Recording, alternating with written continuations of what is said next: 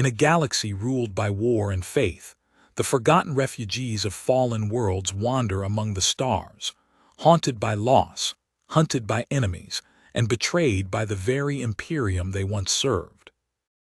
The world of Calith VII was once a jewel among the Segmentum solar colonies, a place of silver spires and orchards that bloomed in neat terraces across the pale mountains. Pilgrims came to kneel before the shrines of the Emperor's saints. Children were taught the hymns of devotion before they could even walk. It was a quiet world, too unimportant for conquest, too faithful to forget. Until the sky burned. No one knew who struck first. Some whispered it was an orc wag that broke through the system's defenses. Others said it was a chaos warband or the endless swarms of the Tyranids. The truth never mattered to the people below. All they knew was that one night the stars wept fire and everything they loved vanished beneath the thunder.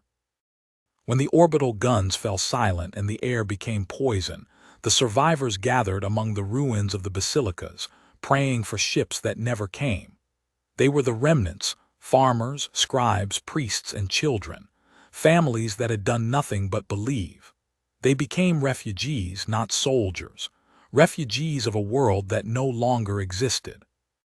Among them walked Sister Ardent Lucia, once a battle sister of the Order of the Blazing Heart. Her armor was dented and scorched, her faith tested by the screams that echoed across the plains.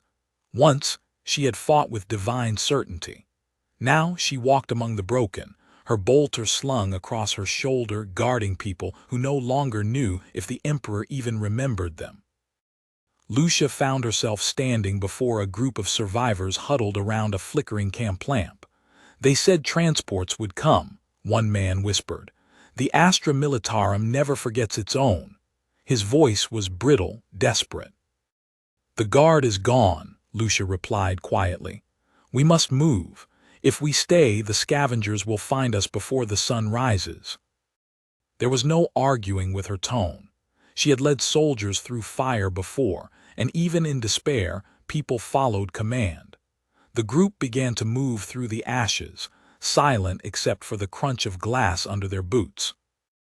The first refugee transports arrived a week later, merchant ships, not Imperial Navy. The banners of the Administratum hung limp, faded, almost ashamed of themselves. The refugees rushed forward, believing rescue had come. But it was no salvation, merely relocation. You are to be processed, droned a voice through a voxcaster. Assigned to planetary labor or transit stations. Your world is lost. The Emperor protects. They were herded into shuttles like cattle. Lucia watched in silence as the ships lifted, leaving behind the last flickers of Calith VII's fires. She knelt, touching the ash beneath her boots. Forgive me, Emperor, she whispered. I could not protect them. The journey through the void was long and suffocating. The ship's holds were packed with thousands of displaced souls. Food was rationed to crumbs. Water tasted of rust and recycled metal. Children cried until their throats were dry, and the old prayed until they no longer had the strength to speak. Lucia moved among them, tending to wounds with the last of her medici supplies. Her armor drew reverent eyes, some saw hope in it, others envy. To them she was a symbol of survival. To herself she was a remnant of failure. That night, as the ship drifted between the silent stars, Lucia met Father Halden, an aging priest whose robes were blackened with soot. He held a rusted aquila in trembling hands. Do you think he hears them? He asked, looking toward the sleeping refugees. The Emperor, do you think he listens to those who have lost everything? Lucia hesitated. He hears, she said softly, but we must remind him who we are. Halden's eyes glimmered with tears, and if he's forgotten. Lucia didn't answer. The silence stretched long between them. Somewhere deep within the ship someone screamed, a hollow animal cry. Another had succumbed to despair. When they finally reached Karsus Prime, it was no sanctuary. The world was already drowning under its own overpopulation. The refugees were offloaded into containment sectors, massive, corroded hab blocks that stretched for kilometers. The air was thick with pollution. The sky was a permanent bruise, streaked with industrial smoke. Lucia's group was assigned to Sector 14C, a zone designated for temporary displacement. There was nothing temporary about it. The refugees were issued numbered tags and told to await processing. Weeks passed. No officials came. No new rations were distributed. Every night, riots broke out in the outer blocks. Hungry mobs tearing through supply convoys. Gangs of displaced veterans claiming territory. And in the middle of it all, the administratum continued its paperwork, recording losses as statistics, not lives. One evening, Lucia stood at the edge of the hab sector, watching the glow of distant fires. A boy approached her, thin and covered in grime. "Sister," he said, "my mother says we're being forgotten again, that they'll move us to the wastes." Lucia knelt, looking the boy in the eyes. "What is your name?" "Ren." "Ren, you mustn't lose hope. Even in darkness, we remember who we are." "But what if the Emperor doesn't remember us?" Lucia's voice broke. "Then we will remind him with our faith." Behind her, the sound of distant engines grew louder, transports perhaps. But as they descended, Lucia noticed the markings were not Imperial. The ships bore the jagged insignia of a rogue trader fleet. The landing field erupted in chaos. Men in worn carapace armor marched through the crowds, shouting orders. The refugees were told they would be relocated once more, to frontier worlds where labor was needed. The promise of work, food, and purpose tempted many. But Lucia saw the truth behind their words. These were not saviors, but opportunists. She cornered one of the traders, a man with a half-metal face and eyes like cold glass. "These people are Imperial citizens," she said. "You cannot traffic them like goods." He smiled thinly. "Sister, these people have no world, no record, no orders of protection. To the administratum, they do not exist. I'm doing them a service. By enslaving them." He chuckled. "By giving them something better than starvation. Call it mercy if you like."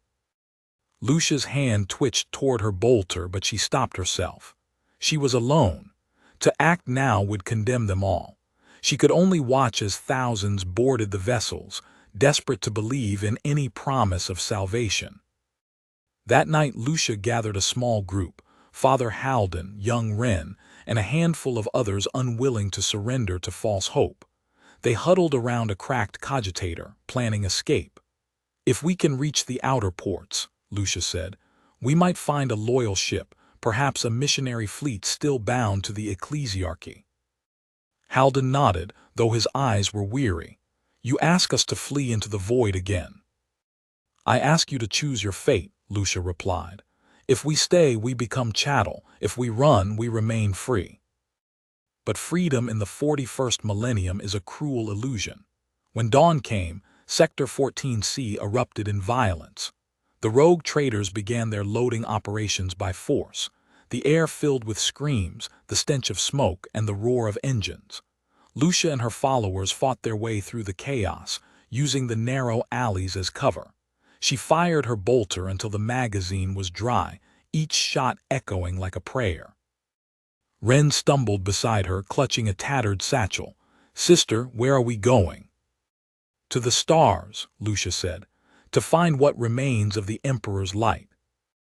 They reached the loading yard as the last ship prepared to lift. Lucia turned to see hundreds still trapped behind fences, clawing for freedom. She hesitated, 1 second too long. A blast rocked the platform, throwing her to the ground. Metal shrieked, fire blossomed, and the world became sound and fury. When Lucia regained consciousness, everything was burning. The rogue trader ships were gone. The habs lay in ruins. Around her, the dead outnumbered the living. Ren was gone. For the first time since Calith VII fell, Lucia felt her faith falter. She fell to her knees among the ashes, whispering to the stars, "If this is mercy, then let me understand it." No answer came, only silence and the faint hum of an engine in the distance. A shadow moved across the smoke, a small freighter, unmarked and alone. Lucia stared up at it. A choice remained. She could die here, or she could continue her impossible mission, to carry the memory of her people beyond this cursed world. She rose, limping, blood on her lips, and began to walk. The freighter that descended upon the ruins of Karsus Prime was no angel of deliverance. It was a battered thing, a scavenger's vessel, its hull scarred and its vox array whispering static prayers to no one. Yet to Sister Ardent Lucia it was a sign. A vessel meant movement, and movement meant life. She trudged across the wasteland toward it, every step echoing the sound of failure. The once white armor of her order was black with soot and blood. The air was a choking haze, lit by the flicker of still-burning pyres. The hab blocks were nothing more than skeletal towers clawing at a sunless sky. She felt the eyes of the dying upon her as she passed, refugees who no longer had the strength to rise, their hands reaching out, murmuring prayers for her to take them. She could not. There was room for none. At the freighter's ramp stood a figure cloaked in dust-brown robes, face hidden beneath a cracked respirator. His voice rasped through the Vox grill. "You are late, sister." Lucia froze. "You know me." The figure lowered his hood, revealing the scarred features of Captain Jerk Vorn, once of the Caliph VII Defense Corps. His left eye was augmetic, dull red and unblinking. "I knew your face before the world burned," he said. "Now you look like the rest of us, ghosts pretending to be alive." Lucia's breath caught. "I thought you died at the spaceport." "I did," he said, a half-smile ghosting across his lips. "At least, that's what the Munitorum lists will say. Now I command what's left of my transport company. We smuggle survivors out of the sectors the Administratum won't admit exist." She studied him. "How many?" "Enough to fill a small fleet," Jerk said. "We call ourselves the Pilgrims of Ash. Not soldiers, not rebels, just people looking for a place the Emperor hasn't forgotten." Lucia's eyes narrowed. "You mean refugees?" He nodded. "Aye, but that word doesn't sound so noble, does it?" Inside the freighter, the air was thick with the smell of recycled oil and burnt incense. Children slept in piles of blankets along the corridors. Servitors hummed softly as they moved between makeshift shrines. Everything was patched together. Imperial technology married with scavenged Xeno scrap, survival built from desperation. Jerk led her through the narrow passageways past the hushed murmurs of refugees. "We take what we can find," he explained. "The Imperium abandoned these people. We haven't." "And where do you take them?" "Wherever the void allows. Sometimes to unclaimed moons. Sometimes to mining colonies in need of hands. Sometimes just away from the noise." Lucia's gaze drifted to a young girl lighting a candle before a crude depiction of the Emperor. "And the ecclesiarchy. They'd call this heresy." Jerk's jaw tightened. "Let them. I've seen what the High Lords call mercy. If this is heresy, it's the only kind that saves lives." She said nothing. Her faith was a wound that would not close. As the freighter rose from Karsus Prime, Lucia watched the ruins fall away beneath the clouds. The planet became a shrinking scar in the dark, then vanished entirely. She felt the faintest tremor of guilt. She had left so many behind. But guilt was a luxury the galaxy no longer afforded. Jerk joined her in the cockpit. "You still pray, sister?" Lucia's eyes stayed on the stars. "Every day, even when it feels like no one listens." "Then keep doing it," he said. "Someone needs to remember the words." They drifted in silence for a long while. Beyond the viewport, the void was alive with light.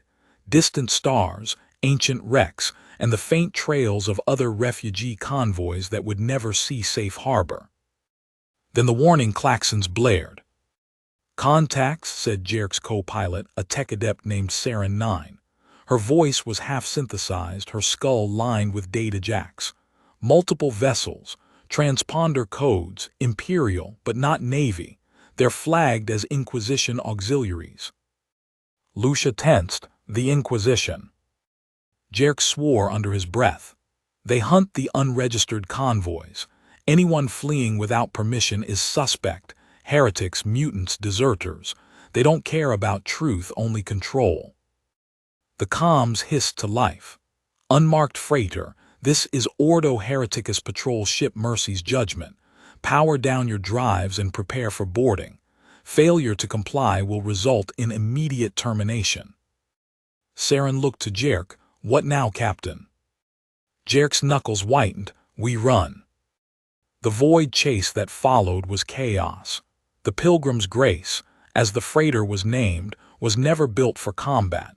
Its engine screamed as it pushed beyond safety limits. The Inquisition frigate loomed behind them, its lances flickering like God's lightning. Lucia strapped herself into the gunner's seat, feeding power to the dorsal turrets. If they catch us, they'll burn everyone on board, she said. I know, Jerk shouted. Aim for the sensor arrays. She squeezed the trigger. The ship shuddered as its crude cannon spat bursts of plasma into the void. The frigate returned fire, tearing molten lines across their hull. Air screamed through ruptured seams. Children wailed in the holds. Engine power dropping, Saren cried. Primary coil overload imminent. Divert everything to the warp drive, Jerk barked. Lucia's eyes widened. You'll jump blind, that's suicide. He smiled grimly. Maybe, but better a death unrecorded than a life under their torch. The void split open before them, a wound in reality. The warp yawned wide, hungry and infinite. With a final jolt, the Pilgrim's Grace vanished into the storm. Inside the warp, time broke. The ship groaned as if alive, metal bending like bone. Voices whispered through the vents, half prayers, half screams. The refugees huddled together in the dark, clutching rosaries and holy symbols. The lights flickered, replaced by eerie glows that pulsed with heartbeat rhythm. Lucia moved through the corridors, reciting hymns to calm the terrified. By his light we walk, by his will we endure. Her voice was steady, but her heart was not.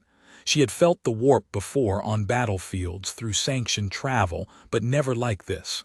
This was not a passage. This was punishment.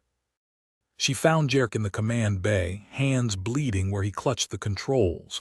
His eyes darted across the readouts. The Gellar field's faltering, he hissed. Something's inside. A low moan rippled through the ship. The walls began to breathe. Lucia drew her chainsword, whispering a prayer of activation. Where? Everywhere, said Saren, her voice trembling. They're not intruders, they're memories. The ship shook violently. Screams echoed from the lower decks. Lucia sprinted toward the sound, kicking open a bulkhead door, and froze. The passageway was filled with shapes, translucent and flickering, phantoms of the refugees she had seen die on Karsus Prime. Their eyes glowed with hollow light. Their mouths opened in soundless cries. Ren stood among them, clutching his satchel. Sister, the apparition whispered, you left us. Lucia's chest constricted. You're not real. But we remember, the child said. We all remember. The ghost surged forward, merging into a storm of light and shadow. Lucia swung her weapon, its teeth screaming through the air, but it passed harmlessly through them. The temperature dropped. Frost crawled up the walls. Lucia, Jerk's voice crackled through the vox. We're losing containment. She fought her way back toward the command bay, each step heavier than the last. The ship groaned like a dying animal. The warp pressed in from all sides, crushing, whispering, tempting. Faith, she muttered to herself. Faith is armor, faith is fire. She reached the bridge. Jerk's face was pale, veins standing out like black wires. We can't hold. Lucia gripped his shoulder. Then steer by the Emperor's light, even if you can't see it.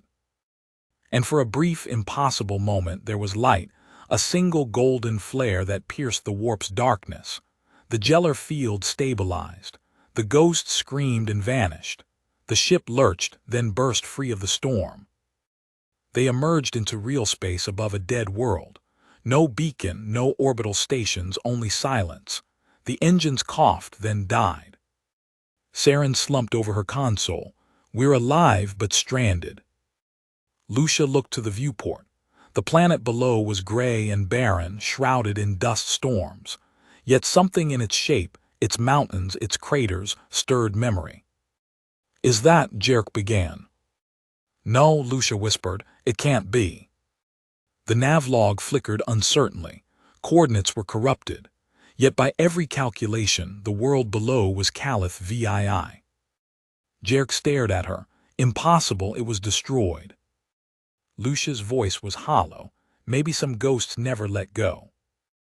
They descended cautiously, the ship rattling as it broke through the thin atmosphere. The surface was a graveyard of metal and bone. The cities were gone, replaced by dust. Only fragments of the great cathedrals remained. Spires snapped like broken fingers reaching for a sky that no longer cared. Lucia stepped onto the ground, her boots sinking into ash. I don't understand, she said. We buried this world. Jerk knelt, scooping a handful of gray earth. Maybe the warp brought us where we needed to be. Maybe not everything that dies stays gone. Saren's sensors flickered. Movement ahead. Figures emerged through the haze. Not ghosts this time, humans gaunt and cloaked, faces hidden behind respirators. Survivors, or something close enough. The tallest among them stepped forward, carrying a staff crowned with a cracked aquila. Welcome home, pilgrims, he said. His voice was dry as dust. We have been waiting for you. Lucia felt the weight of 1,000 memories pressing down on her. The man's eyes gleamed with faint golden light. Who are you? She asked. He smiled faintly. The faithful who never left. The words sent a chill through her. Jerk leaned close, whispering, Lucia, I don't think this world is as dead as it looks. Above them the stars dimmed, and the planet seemed to breathe. The air of Calith VII was not air at all. It was a thin, metallic vapor that burned the lungs and tasted of decay. Every breath felt stolen. The sky was neither day nor night, an endless twilight smeared with the glow of old fire. The pilgrim's grace lay crippled upon the cracked plain, its hull half buried in dust. Its lights flickered like a dying heartbeat, and the only sound was the hiss of wind moving through the bones of a dead world. Lucia stood before the figures who had emerged from the haze. Their leader, the one with the cracked aquila staff, studied her with unsettling calm. His robes were made from the remnants of old ecclesiarchy vestments, faded beyond recognition. Beneath his hood, his face was pale and smooth, as if time itself had forgotten to touch it. You say you never left, Lucia said, but Calith VII was consumed. We saw the bombardment from orbit. We were here when the heavens fell, the man replied. The fire took the weak, but the faithful endured. The Emperor's light shielded us. Jerk took a wary step forward. That's impossible. Nothing could have survived what happened here. The stranger's mouth curved into something that wasn't quite a smile. Nothing human, perhaps, but faith can make men more than human. Lucia's hand went to the hilt of her chainsword. Show me your face. The man lowered his hood slowly. His skin was marked with faint golden lines that pulsed like veins of light. His eyes glowed faintly, too bright, too steady. He was not a demon, not twisted, but changed, as if touched by something beyond understanding. My name, he said, is Elias Vorin. I was once a preacher of the outer provinces. Now I am the keeper of what remains. Lucia's voice hardened. You're no preacher. Whatever you are, it's not the Emperor's will that made this. Elias inclined his head. Doubt is the first wound of the faithful, but you'll see, sister, the Emperor did not abandon this world, he transformed it. Behind him, the others began to murmur prayers in unison, low and rhythmic. Their words echoed through the ruins like a heartbeat. The ground beneath Lucia's feet trembled. Jerk's hand went to his sidearm. Lucia, we need to go. But before she could answer, a deep, resonant chime rolled across the plain, like the tolling of a bell buried miles beneath the earth. The sound made her bones vibrate.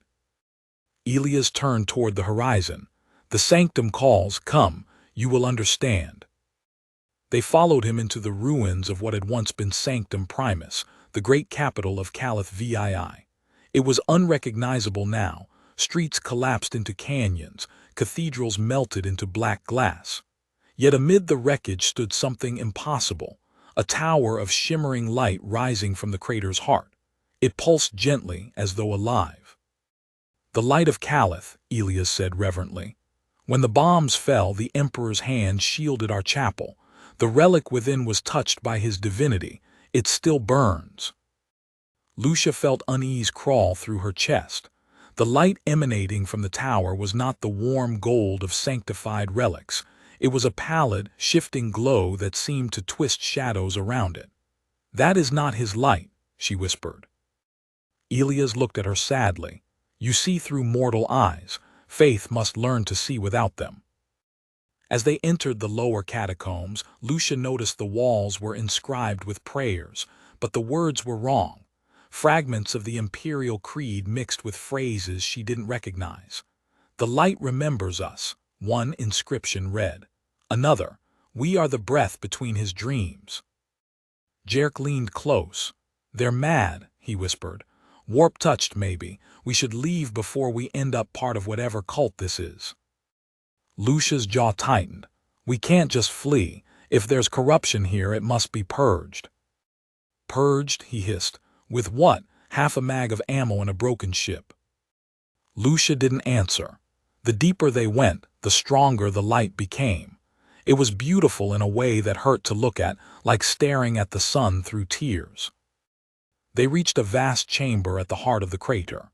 At its center stood the relic Elias had spoken of, a column of crystalline material, half organic, half machine, suspended in the air by unseen force. Within it, faint images moved, faces, thousands of them, flickering in and out of view. Lucia staggered back. Emperor, preserve us. Elias knelt before it, arms raised. Behold the memory of Calith. When death came, our prayers were answered. Our souls were bound to his light, so we would never be forgotten. Jerk's eyes widened. They've trapped themselves in the warp. Elias turned, his voice calm, almost serene. Not trapped, preserved. Every life, every voice that perished that day still sings within the light. Listen. And they did. Faintly through the humming air came whispers, familiar, sorrowful, the voices of the dead. Names, prayers, fragments of laughter. Among them, Lucia heard one that made her blood freeze. Lucia. It was Ren's voice. She took a step forward. The light pulsed brighter as if responding to her. Ren's face appeared within it, pale and beautiful, eyes filled with pleading. Sister, he said, it's safe here. No hunger, no fear, we're home. Her hands trembled. You died. Not died, Elias said gently. Ascended. The Emperor's mercy took us before despair could. Lucia's mind rebelled against the words. This is no mercy. This is blasphemy. Elias' expression remained serene. Do you feel the pain of this world? The endless war, the loss, the hunger. The Emperor protects through sacrifice, yes, but sometimes he also protects through transformation. We have become his eternal prayer. Jerk raised his pistol. Enough of this. The acolytes around them stirred. Their eyes glowed faintly. Lucia stepped forward, her chainsword growling to life. If you believe this abomination serves him, then you have already fallen. Elias sighed. You cannot destroy what is already won with his light. He raised his staff, and the chamber erupted with brilliance. The world became sound and light. Lucia was thrown backward as the air itself screamed. She landed hard, vision swimming. The walls of the sanctum melted into blinding radiance. The faces within the crystal turned toward her, mouths opening in silent harmony. The sound of their collective prayer was like the roar of an ocean. Lucia, Jerk shouted, pulling her up, we have to go. But Lucia's gaze was fixed on the apparition forming before her, a tall figure of light and ash, shaped vaguely like a man, its features ever shifting. The room seemed to bow toward it. Elias fell to his knees. "Behold the ascended." The figure spoke, its voice layered with 1,000 tones. "You bring the lost back to the flame. Why do you weep, daughter of faith?" Lucia's heart pounded. The presence was overwhelming, majestic, suffocating. She wanted to believe it was him, the Emperor's spirit manifested before her. But deep within, something recoiled.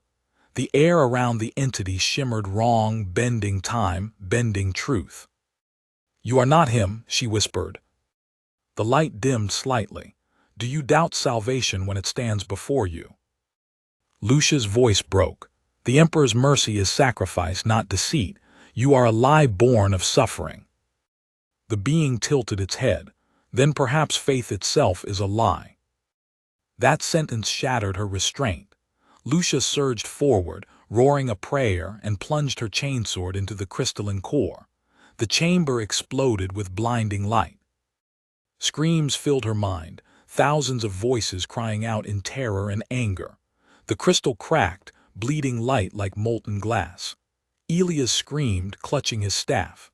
The ground split open and the tower above began to collapse. "Run!" Jerk bellowed.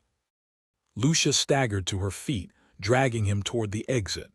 The ceiling came down behind them, crushing acolytes and idols alike. Fire erupted through the tunnels as the relic's light tore itself apart. They burst onto the surface just as the sanctum imploded, sending a column of light into the heavens. The sky rippled, the clouds evaporating into nothing. For a heartbeat, Calith VII shone as it once had, a world reborn in fire. Then the light vanished. Hours later, as they sheltered near the wreck of the Pilgrim's Grace, the silence was absolute. No more chanting, no more ghosts, just the wind. Jerk stared at the horizon. "You think it's over?" Lucia shook her head. "Faith twisted is never truly destroyed, it lingers." He glanced at her armor, cracked and blackened. "You could have stayed. That thing might have made you a saint among them." Lucia met his gaze. "The Emperor doesn't need saints who forget what it means to be human." She looked toward the heavens, where the stars flickered faintly through the haze. "But if what they said is true, if those souls still linger somewhere in the warp, then maybe the tragedy of Calith isn't just death. Maybe it's memory itself refusing to fade." Jerk sighed. "And what now?" Lucia tightened her grip on the aquila hanging from her neck. "We rebuild. We find others. There are more like us, scattered across the stars. Refugees, pilgrims, the forgotten. Someone must carry their story." The Pilgrim's Grace's system sputtered back to life, one light at a time. Saren's voice echoed from the calm. "Engine stable, barely. Where to, Captain?" Lucia turned to Jerk. He smiled faintly. "Anywhere that still believes in light." As the freighter lifted from the ashes, Lucia watched Calith VII shrink below, silent, smoldering, unknowable. She whispered a final prayer, not for salvation but for remembrance. "Emperor, let their voices reach you, and let them know they were never forgotten." Far below, deep beneath the ruined surface, something still glowed within the crater. A faint pulse, a whisper. The light of Calith was not dead. It waited. The Pilgrim's Grace drifted through the void like a wounded bird. Its hull was scarred, its engines howling in protest, but it moved, alive through sheer defiance. Sister Ardent Lucia stood in the observation deck, the faint hum of the ship's machinery vibrating beneath her boots. Beyond the glass stretched the infinite black sea of space, stars distant and indifferent. She wondered, not for the first time, how many of those stars still burned over living worlds, and how many shone only over graveyards. Behind her, footsteps echoed. Captain Jerk Vorn approached, his face lit by the pale reflection of the stars. "We're 3 days out from the next system," he said quietly. "Rations are low. Saren's patching the engines with scrap from Calith, but she says we'll need a real dock soon." Lucia nodded, eyes still fixed on the stars. "And the refugees?" "Sleeping mostly, some praying, some arguing." His voice was dry. "They think you're some kind of saint now. The woman who faced a false angel and lived. Lucia's expression didn't change. I am no saint. Try telling them that. They saw the light. They think you destroyed a demon. Maybe I did, she said. Or maybe I destroyed something that believed it was divine. Jerk leaned against the railing beside her. In this galaxy, those might be the same thing. They stood in silence for a while. The hum of the engines filled the space between their words. Then Lucia turned to him. You said 3 days. What system? Jerk hesitated. A fringe world. Administratum calls it Port Maledicta, mining colony, lawless, but it has a refit station and maybe supplies. Lucia frowned. And danger. He smiled without humor. Always danger.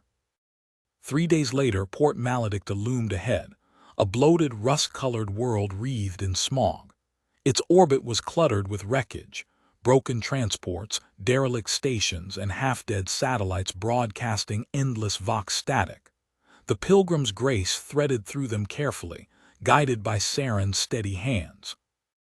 Traffic controls unresponsive, Saren reported. I'm getting a lot of pirate chatter on open bands. Lucia crossed herself instinctively.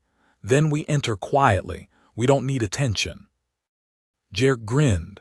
Sister, a ship like ours can't enter quietly, but we'll try.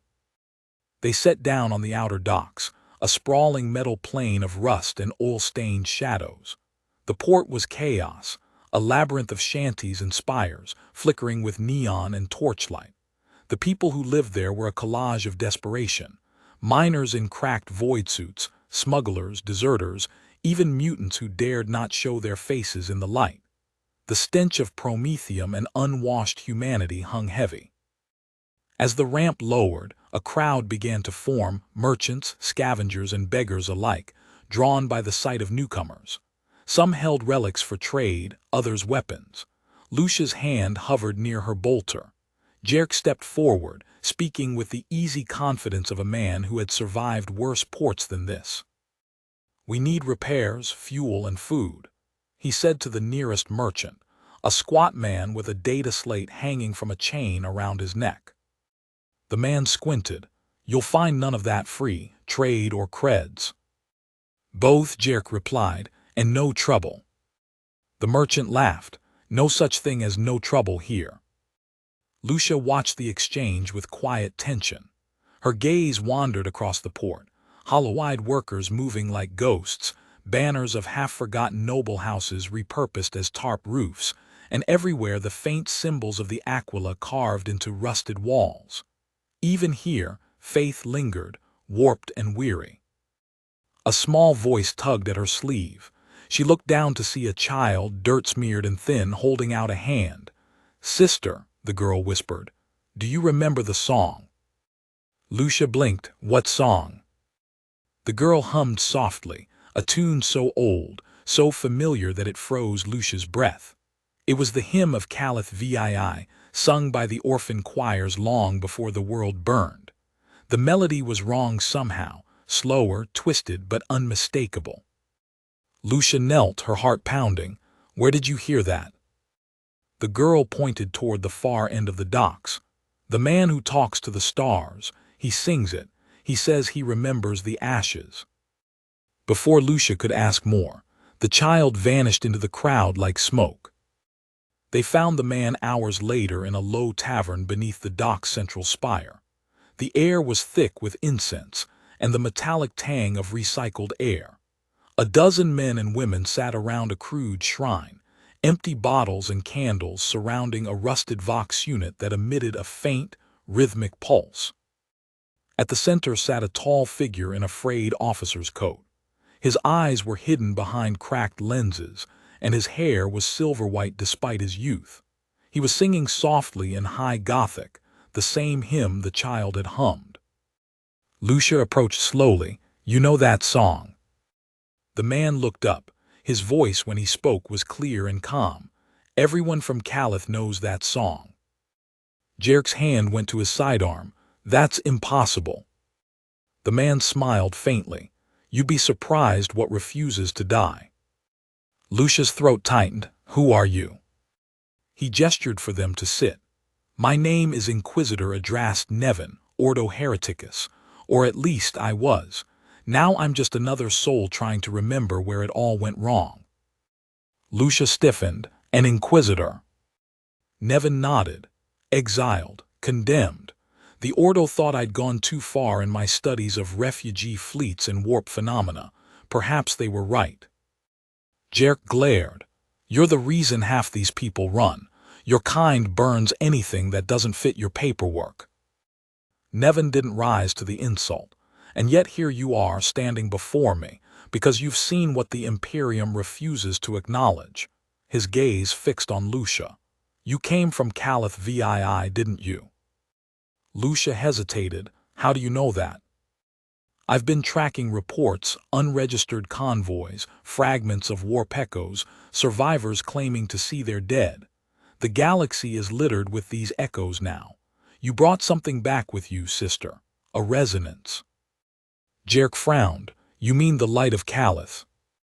Nevin nodded. "A manifestation of collective grief and faith, bound within the warp. You destroyed its vessel, but not its memory. It's spreading." Lucia's stomach turned. "Spreading?" He leaned forward. "Every refugee fleet carries it now. Songs, dreams, visions of lost worlds. They call it salvation, but it's infection. The warp feeds on memory, and your refugees are its messengers." Jerk slammed his fist on the table. "You think we did this on purpose?" "I think you survived something no one should have. That makes you dangerous, whether you know it or not." Lucia stood, anger flashing in her eyes. "You think faith itself is disease?" Nevin's voice softened. "Faith isn't the disease, despair is, but together they create something worse, something that pretends to be holy." For a long time, no one spoke. The hum of the Vox unit filled the silence, carrying fragments of static that almost sounded like whispers. Then Nevin said quietly, "There's a fleet gathering near the edge of Segmentum Obscurus. Thousands of ships, refugees, missionaries, deserters, even rogue traders. They call it the Pilgrim Armada. They say it's heading for a promised world the Emperor showed them in visions." Jerk frowned. "And you think?" Nevin's tone darkened. "I think the light of Calith guides them. I think it wants a body again." Lucia felt a chill crawl up her spine. "Then we have to stop it." "Or save them," Nevin said. "Whichever comes first." The journey to the coordinates took 2 weeks. The Pilgrim's Grace limped across the void, following faint Vox trails and fragments of hymn broadcasts. The closer they came, the more intense the dreams became. Lucia woke each night drenched in sweat, hearing voices whisper through the corridors, voices of the dead, the same ones she thought she'd freed. "Lucia," they whispered, "why do you run from the light?" She prayed harder, slept less. Even Jerk, hardened by war, grew pale. "Feels like the ship's breathing," he muttered one morning. "Like it's alive." Saren's augmetics flickered. Engine readings don't make sense. Power fluxes matching psychic resonance patterns. "Translation?" Jerk asked. "We're being followed," she said flatly, "by something that isn't here." When the fleet finally appeared, it took their breath away. Thousands of vessels drifted in perfect formation. Freighters, pilgrim barges, and warships scavenged from old imperial hulls. Their lights burned gold and crimson, like a constellation remade by human hands. At their center floated a massive ship, a cathedral the size of a city, its prow carved into the shape of a robed figure. "The Sancti Solis," Nevin murmured. "I've seen records of it. A missionary ark lost over a century ago. They've turned it into their shrine." Vox transmissions flooded their systems. Hymns, prayers, sermons all blended into a single, overwhelming chorus. The words echoed through the ship's speakers. "We are the forgotten made eternal. The Emperor has opened his arms. The new dawn comes not through war but remembrance." Lucia clutched her Aquila. "It's them," she whispered, "the voices from Calith." Jerk swore under his breath. "Then they're leading millions right into the warp's jaws." Nevin's expression was grim. We need to board the Sanctis Solis. Cut the signal before it reaches critical resonance. If that many souls channel faith and despair together, they could tear a hole in reality. Lucia nodded. Then we end it for good this time. They docked under false transponder codes, entering through a maintenance airlock. The interior of the Sanctis Solis was breathtaking, vast halls of stained glass and gilded icons, all humming faintly with psychic energy. Refugees filled every corridor, kneeling in prayer or singing in unison. Their eyes were bright, too bright, as if lit from within. Lucia moved among them, her armor hidden beneath a pilgrim's cloak. "They're not possessed," she whispered to Nevin. "They believe." "That's the danger," he replied. "The warp doesn't need monsters when faith itself can be a gateway." He shrugged. "There's nothing to tell. I was dying long before Caliph." She sat beside him. "You don't believe that?" "I do," he said softly. "The day I started believing the Imperium could be saved, I began to die. Every truth I found, every heresy I exposed, it only made me realize how broken we are." Lucia studied him. "And yet you still fight." Nevin met her gaze. "Because someone has to." He coughed, blood flecking his lips. "Listen to me, Lucia. The refugees, don't let them fade. Don't let the administratum erase their names. Promise me that." She hesitated, then nodded. "I promise." He leaned back, exhaling slowly. "Good, then maybe all this meant something." She stayed with him until the lights dimmed and his breath slowed. When it stopped, she reached up and closed his eyes.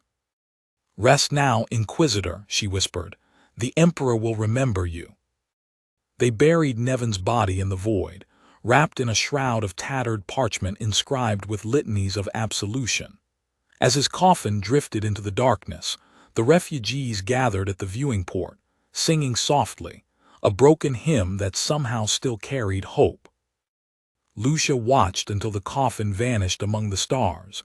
Then she turned to Jerk. "Set a course for Terra." He blinked. "Terra, you can't be serious. It'll take months, maybe years, with what's left of our engines, and even if we make it, we'll never be allowed to dock." She looked out at the stars. "We carry the truth of what happened. The Imperium must know what's become of its lost children." He frowned. "You think the High Lords care about refugees?" "No," she said, "but maybe someone will." The journey to Terra was a slow descent into exhaustion. The Pilgrim's Grace became a floating cathedral, its walls etched with prayers and names of the dead. Lucia led daily services, though her voice grew hoarse from repetition. The refugees began carving murals, depictions of Caliph, of the fleet, of the light itself. Each image shimmered faintly, as if alive. One evening, as Lucia walked through the corridors, she noticed the murals flickering. The faces within them were shifting again, smiling, whispering. The ship's hum deepened, turning almost melodic. She felt a cold dread rise. The warp echo hadn't died after all. It had followed them. Saren appeared from the next corridor, eyes wide. "It's spreading through the power conduits. The ship's machine spirit is singing." Lucia reached for her Rosarius. "Seal the chapel, gather everyone there." They assembled in the central hall, hundreds of souls, weary but resolute. The air shimmered with faint light. The murals pulsed like beating hearts. Jerk's voice trembled. "It's the same frequency as the Caliph hymn." Lucia raised her hands. "Listen to me. This is not the Emperor's song. It's the echo of our sorrow. It feeds on our memory." The refugees hesitated, torn between awe and fear. Then the light intensified. The walls melted into visions, Caliph cities rebuilt, families reunited, children laughing. It was beautiful.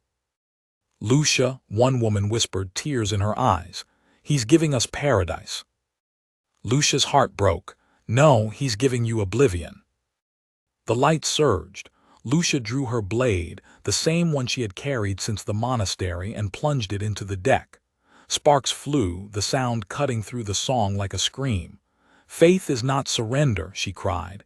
"It is endurance." The vision shuddered. Cracks spidered through the walls. The false paradise began to collapse. Refugees fell to their knees, praying, not for salvation this time, but for strength. The ship roared, the warp echo wailing as it dissolved into ash and memory. When the light finally faded, the murals were blackened, the walls scarred, but silent. Lucia sank to her knees, trembling. The girl from before approached quietly, holding out a candle. "You won," she said. Lucia looked at her, tears glinting in her eyes. "No, child, we just survived." Weeks later, as the Pilgrim's Grace neared the Sol system, a transmission came through, crackling, coded, unmistakably Imperial. An astropathic message. "Unregistered vessel, identify yourself. You are entering restricted space." Jerk looked at Lucia. "What do we tell them?"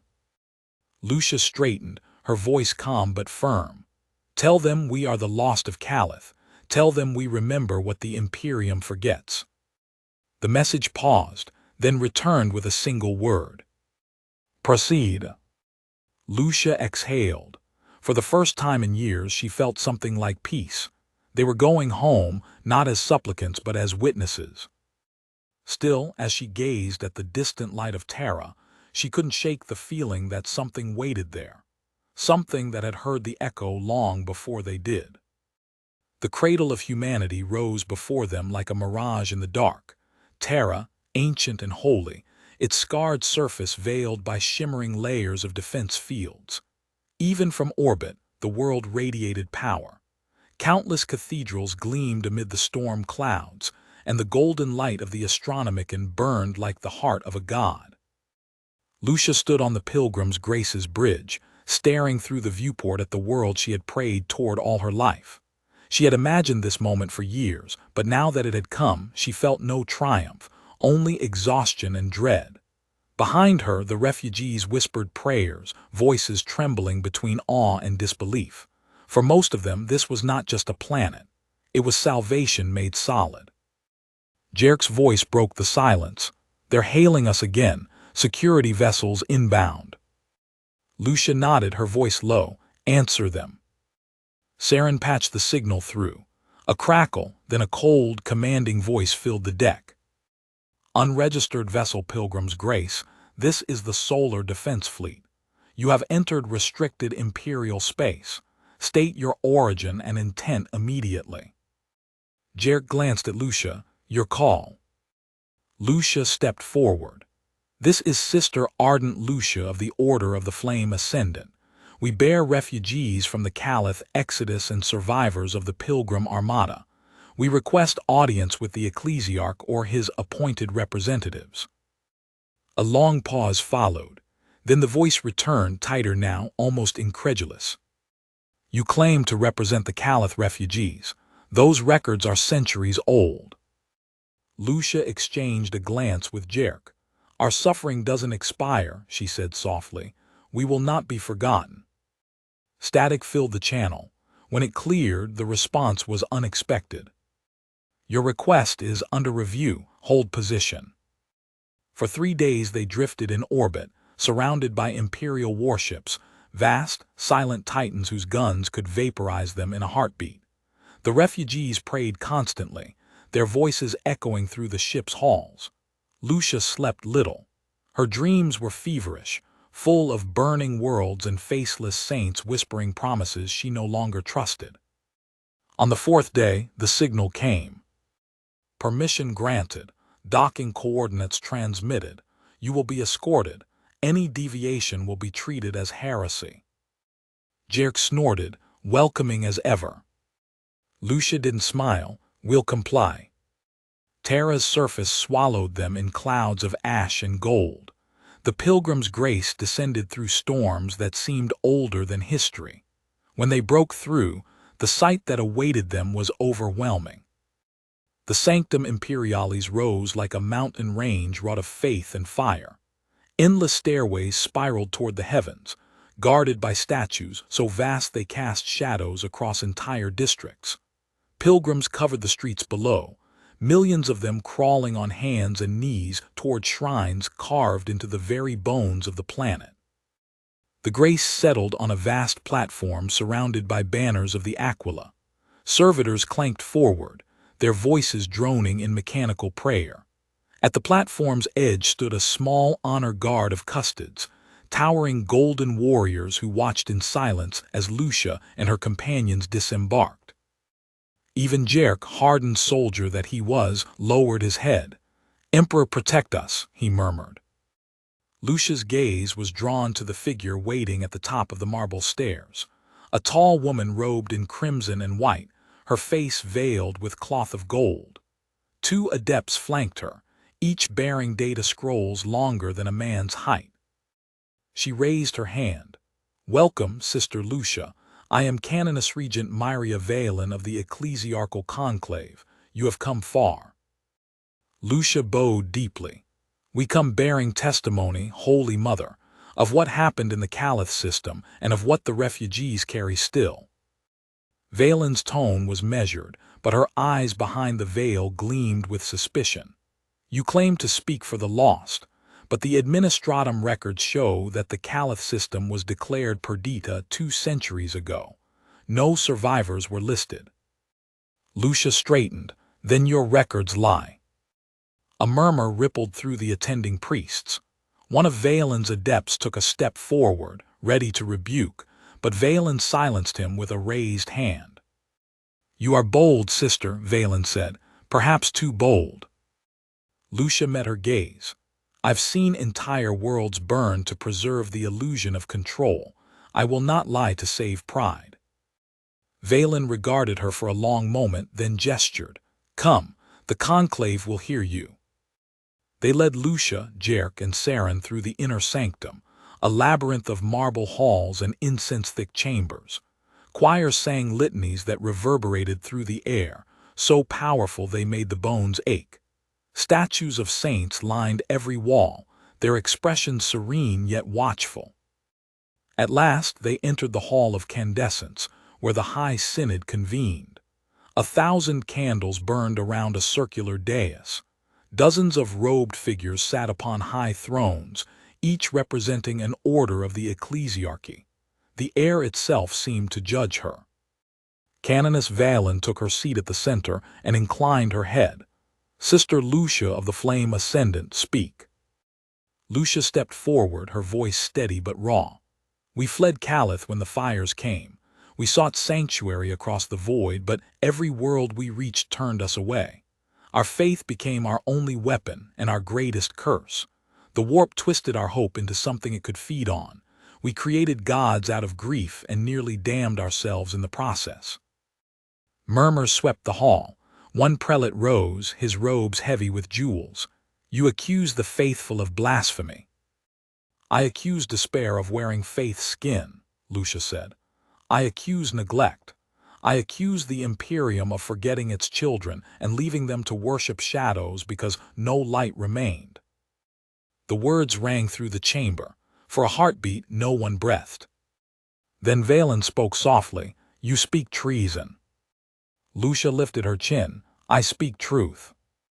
A rustle of anger rippled through the assembly. Guards shifted uneasily. Jerk's hand hovered near his weapon, but Lucia raised a hand to still him. Valen rose. "You dare to stand on holy Terra and condemn the Imperium. You, a wandering sister, survivor of a dead world." Lucia's eyes burned. "Yes, because I remember what we were meant to be." The silence that followed was not empty, it was electric, alive. Then slowly Valen stepped down from her throne. "And what would you have us do, Sister Lucia of Calith? What would you ask of the Church?" Lucia's voice trembled, but she did not falter. "Remember them, all of them. The lost worlds, the broken fleets, the nameless dead who prayed to an empty sky. Stop pretending their faith was weakness. It was strength enough to survive what the Imperium forgot." Valen regarded her for a long time, then she turned to the Synod. "Leave us." The other clerics hesitated, then filed out one by one, their robes whispering against the marble. When the hall was empty, Valen faced Lucia again. "You are not wrong," she said quietly, "but you are dangerous." Lucia blinked. "Dangerous." The Imperium survives by control, by order. If the common people learn that faith can exist outside of dogma, that miracles can be born from suffering, it will shatter everything. Lucia took a step closer. Then maybe it needs to be shattered. Valen's hand trembled as she reached for her Rosarius. You don't understand. The moment we admit the truth, the moment we allow compassion to outweigh doctrine, the galaxy burns. Lucia's eyes softened. Then maybe it burns cleaner than it does now. For a long time, the two women simply stared at one another. Then Valen sighed. You will be allowed to stay for now, but your words will not be shared. The conclave will decide your fate. Lucia bowed. Do what you must. I've already been judged once. That night, as the ship's refugees slept in the lower sanctuaries, a strange calm settled over Terra. The air itself seemed to hum. Lucia stood on a balcony overlooking the endless cityscape, its towers glinting like blades. Beside her, Jerk leaned on the railing. So, he said, we made it to the center of the Imperium, and now they'll probably kill us for telling the truth. Lucia smiled faintly.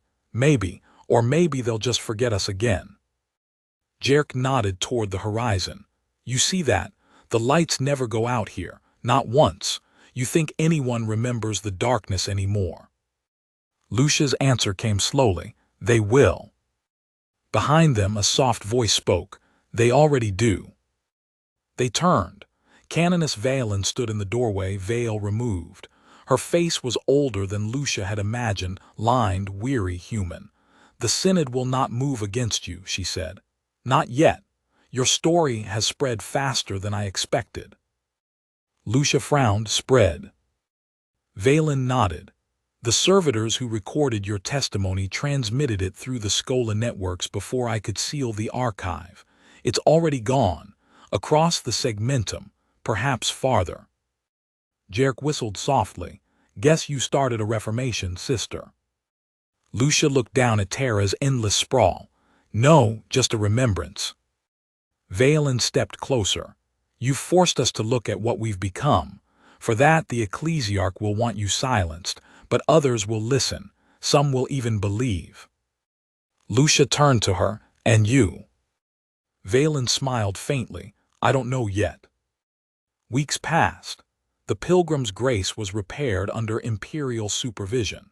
The refugees were granted provisional asylum, an unprecedented mercy that left the administratum muttering in outrage. Lucia was summoned repeatedly to testify before various councils, each demanding a different version of the truth. She gave them all the same answer. We are what happens when faith forgets love. Her words spread like wildfire, carried by whispers and vox recordings. In the hive slums, new prayers began to form, not to saints or heroes, but to the unnamed, the forgotten. Shrines appeared bearing the mark of Caliph, a single candle surrounded by ash. The Imperium, vast and unyielding, began to stir uneasily. One night, months later, Lucia returned to the Pilgrim's Grace. The ship lay docked beneath the shadow of the ecclesiarchal palace, its hull polished, its scars half hidden. Yet it was not peace she found there. The corridors were empty, the air thick with static. As she moved deeper, she heard the faintest whisper, like wind through glass. Lucia. She froze, the voice was familiar, achingly so. No, she whispered, not again. The chapel door creaked open. Inside, the murals had changed once more. They no longer depicted Caliph or the fleet. They showed Terra, burning, radiant, ascending, and at the center stood a figure of light. Ren. He smiled, the same gentle smile he'd worn in the dream. You brought them home. Lucia's heart pounded. You're not real. He stepped forward, the light flickering. Real enough. You kept your promise, but the echo still lingers. It's in the prayers now, in the hearts of every refugee. You can't destroy memory, Lucia. You can only choose what it becomes. Tears stung her eyes. Then what am I supposed to do? Ren's form flickered, fading. Guide them, don't let them worship ghosts, let them live. And then he was gone. Lucia sank to her knees, the silence around her vast and absolute. After a long while she whispered, "I will." Years passed. The Caliph refugees became pilgrims once more, scattered across the stars, founding orphanages, rebuilding temples on dying worlds. They carried with them not relics or icons, but names, lists of the dead, carved into stone or whispered in prayer. Wherever they went, they lit candles for the forgotten. And always, they spoke of the sister who had refused to let faith become a weapon. Lucia herself vanished from imperial records soon after her final appearance before the conclave. Some claimed she joined a missionary fleet bound for the eastern fringe. Others said she was canonized in secret, her name erased to protect her legacy. But among the pilgrims, one story persisted, that she still walked the void aboard the Pilgrim's Grace, guiding lost ships to safe harbor, whispering prayers for the dead. And in the quiet between stars sometimes, if one listens closely, there is a voice, soft, resolute, unbroken. Faith is not surrender, it is endurance. Epilogue. In the far reaches of Segmentum Obscurus, a small world burned under alien suns. Amid the ruins, a band of refugees gathered around a flickering beacon. The symbol carved into its base was simple, a candle surrounded by ash. A child knelt and lit a flame. "Who are they?" she asked. Her mother smiled, "The ones the Imperium forgot." The candle flickered once, and the darkness retreated just a little. Somewhere beyond the stars, the Pilgrim's Grace moved silently on.